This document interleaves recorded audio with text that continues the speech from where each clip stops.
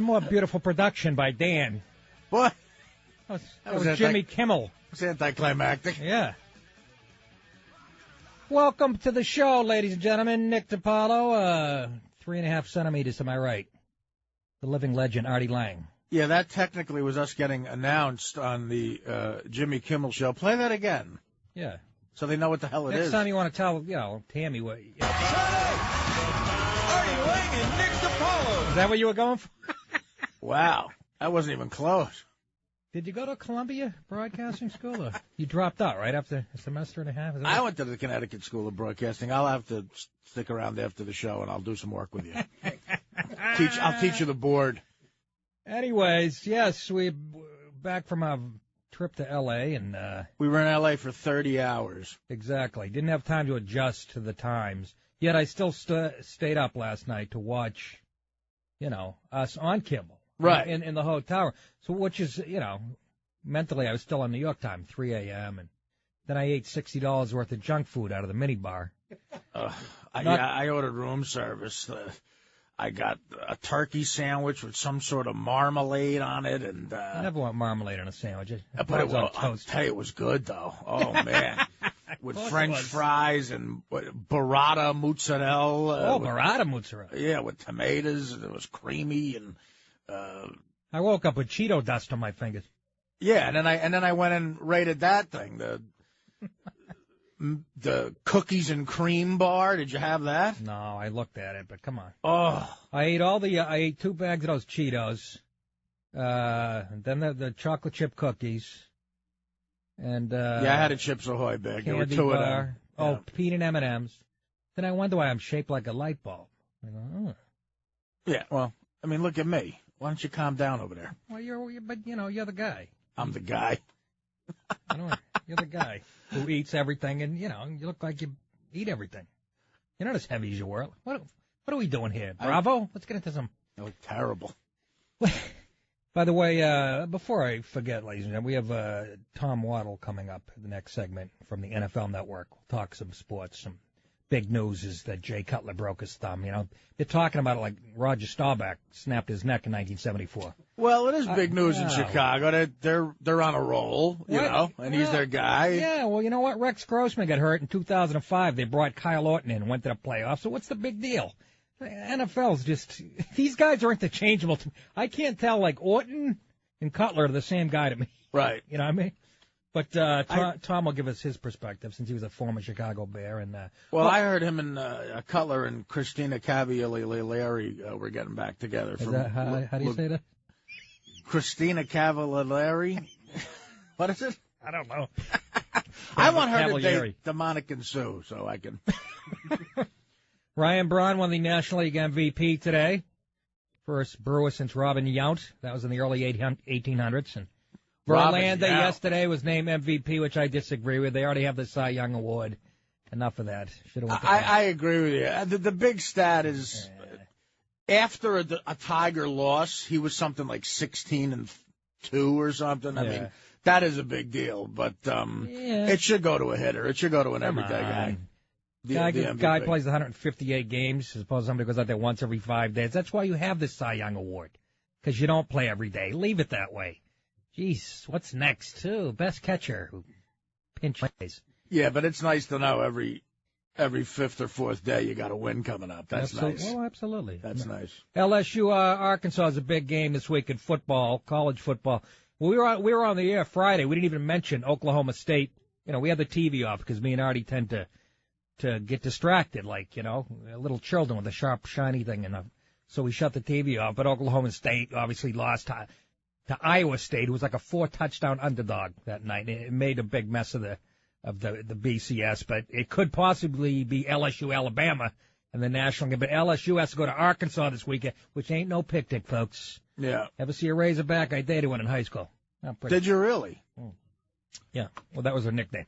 Tonight, if you don't mind, I just want to put the TV on. It's a 2-part Millionaire Matchmaker. The second part is tonight. And is that really a show? Yeah, the Millionaire Matchmaker. How do you even know that? It's a real annoying broad who like puts people together. Is there any other kind? On TV, I mean.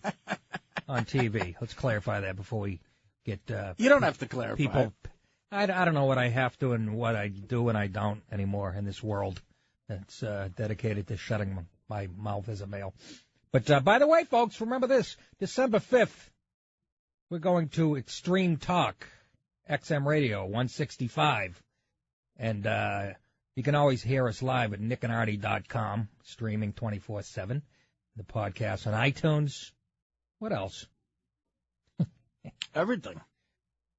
TV in March. Hopefully, DirecTV. Yeah. It's not a done deal yet, but we're picking up markets, and if we continue with the pace, absolutely. We did TV last night. We were on the great Jimmy Kimmel had us on his show, which was very nice. He's just such a classy. He's the nicest guy. He really is.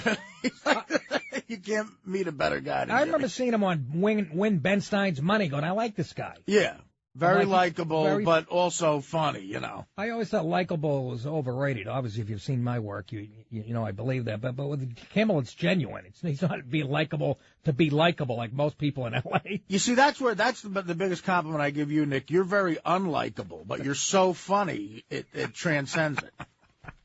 I can't argue with that.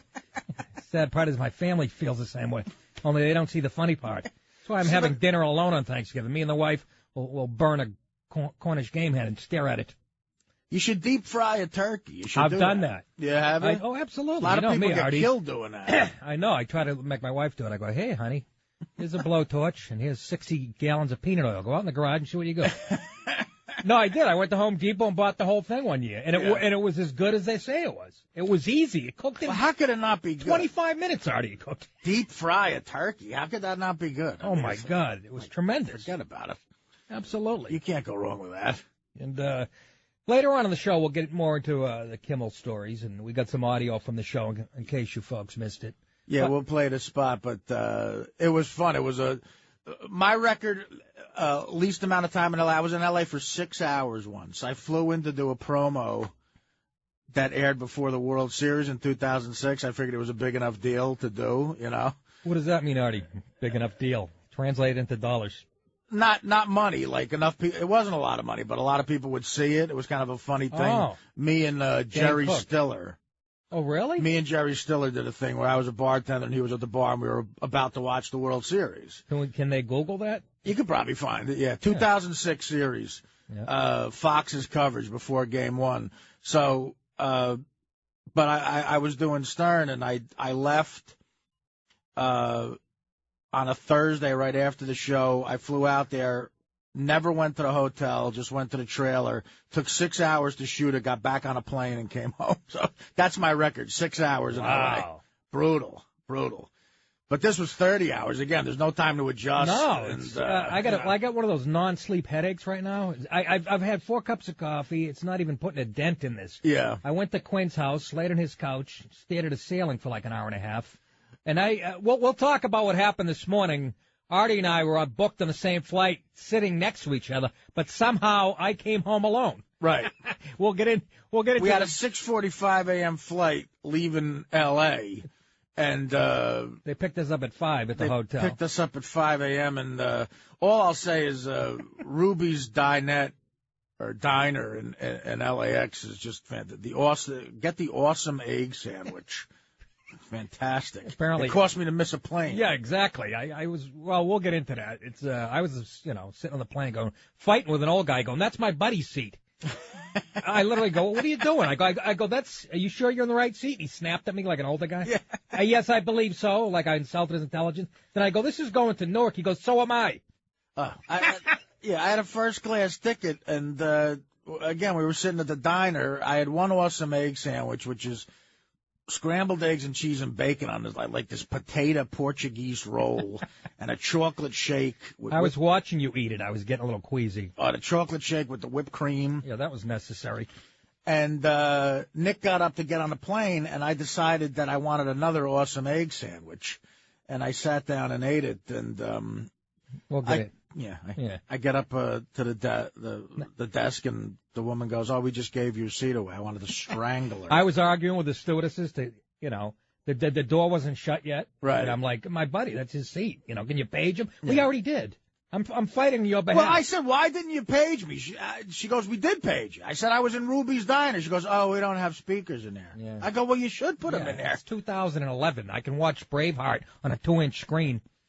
Anyways. You wouldn't assume some people are in a diner having 3 awesome egg sandwiches and a couple of chocolate shakes before a flight? That's fun before Just a flight. one of those sandwiches weighed 2 pounds. I can't believe you get 2 in. No wonder I can't move. Unbelievable. Anyways, we'll talk more about that, and we got Tom Waddle coming up from the NFL Network, and he'll update us on the latest news there.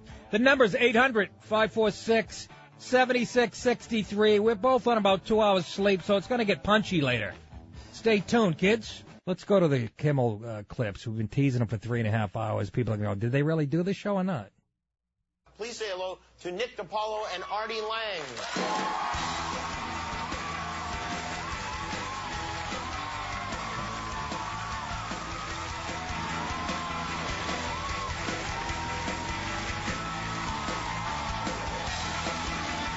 No, he's saying turn it up.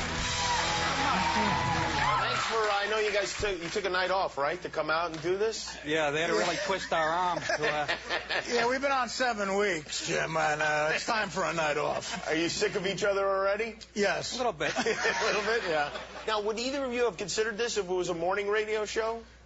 Well, first of all, we wouldn't do mornings because the morning guys that talk sports, they know what they're talking about. Uh-huh.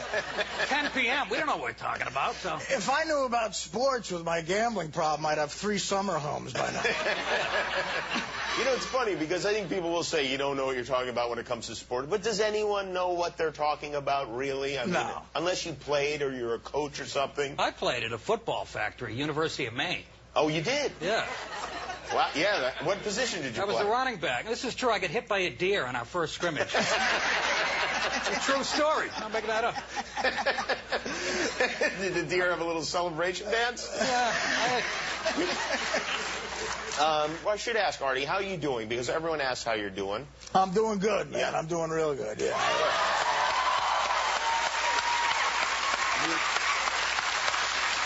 You look great. You look. Do I really?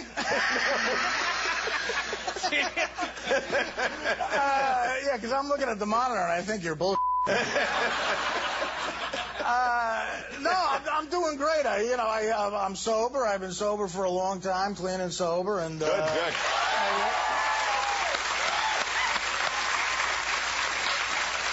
Problem is, you go to rehab and they try to take your mind off drugs with other things like board games. Like they'll say to a crackhead, like, we know you're a crackhead, but hey, you want to play Monopoly? And the crackhead will go, no, I don't want to play Monopoly. I want to smoke crack. Like, I know you got a big high out of putting a hotel on Boardwalk, but it really doesn't compare to the high of crack.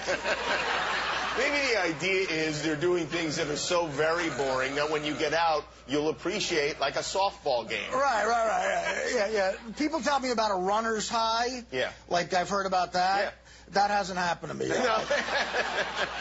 I've tried running to get a runner's high, and apparently you have to run more than 30 feet to get it. That's what they say. You need, like, Forrest Gump type running around the country. And you were in, like, a facility, or what kind of where were you? I was in several facilities. Several facilities. Yeah, I was in a rehab and a psych ward, a mental institution for a little while, which is a lot of fun. Because a lot of interesting things happen when you're there. And I'm working with them now. You haven't been in the psych ward? Not yet. Give it time. I'm hooked on sodium. That's about it. I'll get the guy going. What was that like in the psych ward? Well, you meet a lot of interesting people there. People have a low opinion of it, but it can be fun, Uh-huh. And you actually came up in the psych ward. Oh, great. True. I was walking around, and this, like, 350-pound black guy thought he recognized me from TV. He goes, I know you, man, I know you. And I go, whatever. I was trying to be anonymous. Yeah. But I was wearing a Jimmy Kimmel T-shirt. You get a T-shirt when you do the show, so I was wearing your shirt. And he saw the shirt, and he goes, hey, man, you're Jimmy Kimmel.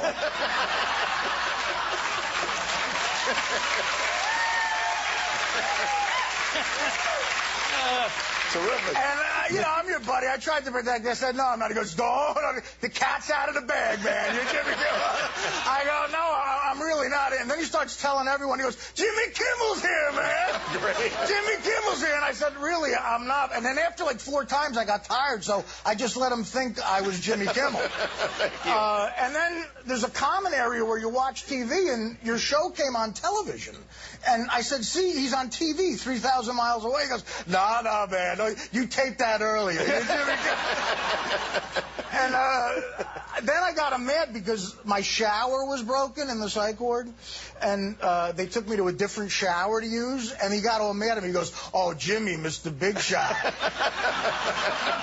Mr. Celebrity can't shower with us. I would have showered with him. Still would love to shower with him. Take it easy, Sandusky. What I do? It's a sports show. Lord. Nick, how did you guys meet? At an audition in L.A. I came out here to act, and, it went well. I'm doing radio in New York. But the problem was, every audition I went on, it was me and the same 3 or 4 Italian guys in the waiting room. Right. So we started carpooling after like 2 weeks. It was like me, Scott Baio, and Ralph Macchio looking for Ed Marinaro's house down in a minivan. So... That's how I became good friends with the guy who played Newman on Seinfeld. We just met at auditions all the time. Now, with this radio show, first you were hired first, right, Nick? Yeah. And then did you have to talk Artie into it? Well, they wanted to match me up with, like, Tony Saragusa, and I'm like, why don't we just bring Tony Sirico and the Sopranos guys into it? This is ridiculous. So I'm sitting there going, who would be a good match? And I think Artie, and I'm thinking, Michael Vick got a second chance. Artie's not machine gunning puppies and throwing poodles into a fryer-later. He's not. So, At least not that I remember. yeah. And Artie, did you have to think about it for a while? No, at that point I was ready to start working a landscaping business. Oh, really? I would have done anything, So. I'm laying there literally on the couch trying to think of... I had a conversation with DirecTV guys. By the way, the show will be on DirecTV in the spring. Right. Your radio show is becoming a TV show. At least that's what I'm saying out here. So I'm laying there trying to think of somebody, and literally, I haven't heard from him in like 10, 11 months. He's playing Scrabble in a psych ward somewhere. And the phone rings, and it says Arthur Lang. And I literally I go, Artie, you want to do a sports radio show? Yeah, what the hell? Why not? No agents involved or nothing. It was beautiful. We're going to take a quick break here. Nick and Artie are with us. The Nick and Artie Show airs Monday through Friday at Standard Syndication. We'll be right back. We'll be right back.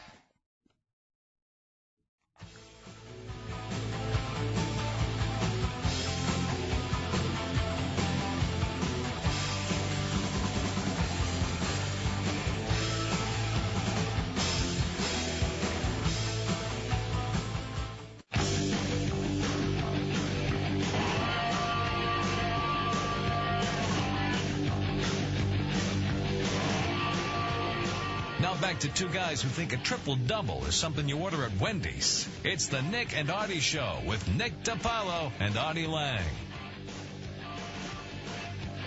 Welcome back.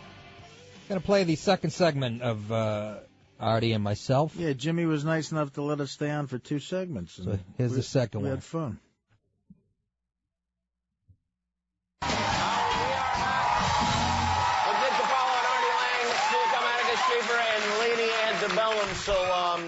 So you're doing this radio show now every single night. Right. Have you adjusted to working or these hours? Well, it's weird. I spend time with you every time I go to work, Jim. I don't know if you realize this, but I take a cab to work. Oh, you do? And the show in New York City cabs now, the show is in the back of cabs. Right, they run our videos. They run videos of it. You can't get away from it. It's always on. Like every time I'm in there, there's a video of you and interviewing a guest to promote the show.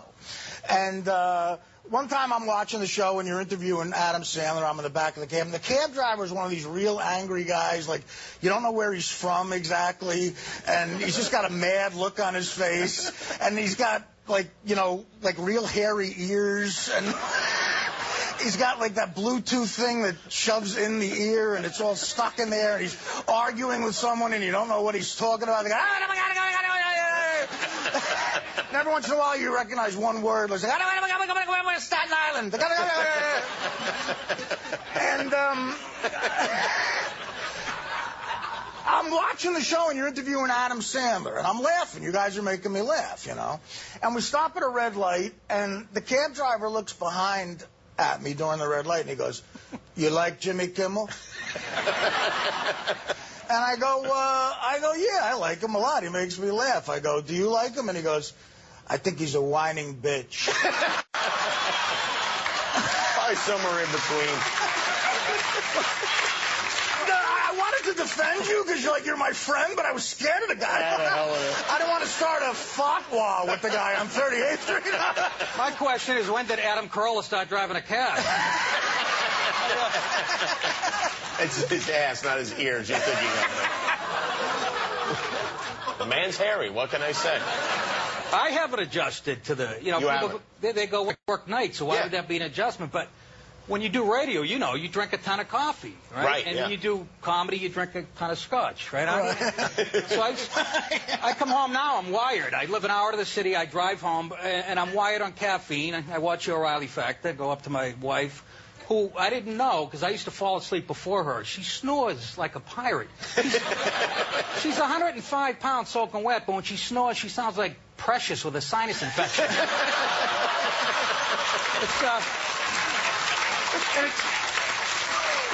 It's a very deceiving snore. It's like... It's like trying to sleep next to a cappuccino machine. Right? And I don't know what to do. To stop it, I pinch her nose while she's sleeping. I'm standing on her neck with my Timberlands. I'm sleeping in other women's beds. Nothing's working. So I'm exhausted. You got to switch the kneecap. The biggest thing for me is trying to adjust to the new sports. Like, I'm a big boxing fan, but everybody likes MMA now. Yeah, right. You know, that martial, whatever it is. Martial arts. Yeah. So I'm trying to get into that because everybody calls in about it. But every time I put it on, it weirds me out because in boxing, the guys are just hitting each other and always standing up.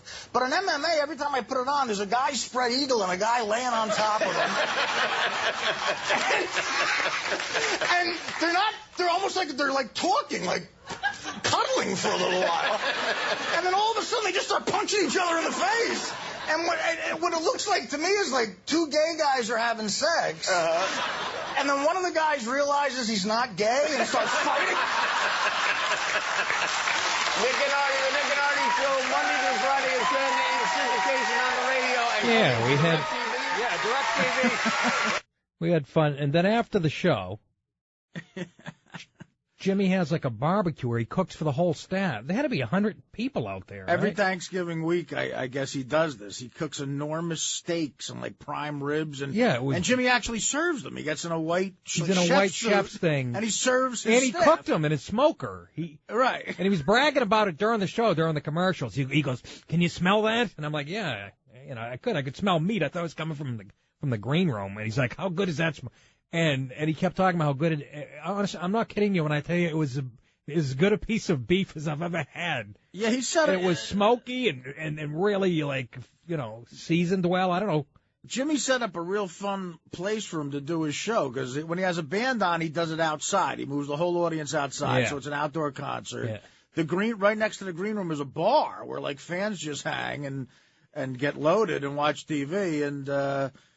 It's a cool place. Like all the people there are like young and fun to hang around with, and that was a fun spot. It was fun doing that with you, hang out with you and do a talk show. It was. I had never done that before with somebody else. It was fun. It went better than neither of us. We've done panel before separately, but to go out almost as a comedy team, it was a little, But I think it couldn't have gone really any better. And obviously we're sitting next to each other the last 6-7 weeks doing radio, so this was definitely a good primer for that. But we didn't know what to expect. But obviously, people were happy to see Artie back, and Kimmel is just a pro, man. He did an amazing job at just making sure we stayed even, and it was fun to do. What do you like doing better on a talk show? Do you like just doing stand-up, or do you think it's more pressure to sit there and try to have a conversation with a guy? No, it's more pressure to do stand-up. Way more pressure. But you think it's harder to do stand-up? Oh, yeah. You don't think it's more awkward in a way to try to have a conversation with a guy and try to make it funny? Not really. For me, it's easier to be funny conversationally than stand-up. Right. Look, if your first couple jokes miss on a 4 and a 5 minute spot, you're in deep doo-doo. Yeah. That's why there's always more pressure, right? There's ways of hiding that when you're doing panel with if you say something, there's a way of shaking that off. But for me personally, I think stand-ups, and I still rather do. I'm a comedian. I always will be. That's why that's why I like Louis. He'll do stand-up no matter what he's doing. Well, Carlin used to do it. Of course. George Carlin, in his latter years would go out and do stand-up comedy. He wouldn't sit on the panel. But exactly. It depends on who the guy is. Like Jimmy is a friend of mine, and we know him sort of. Right. And I did Conan a lot, and I got to know him a little bit. But sitting there with Letterman is odd because he's like he was like a hero of mine. And he's intimidating.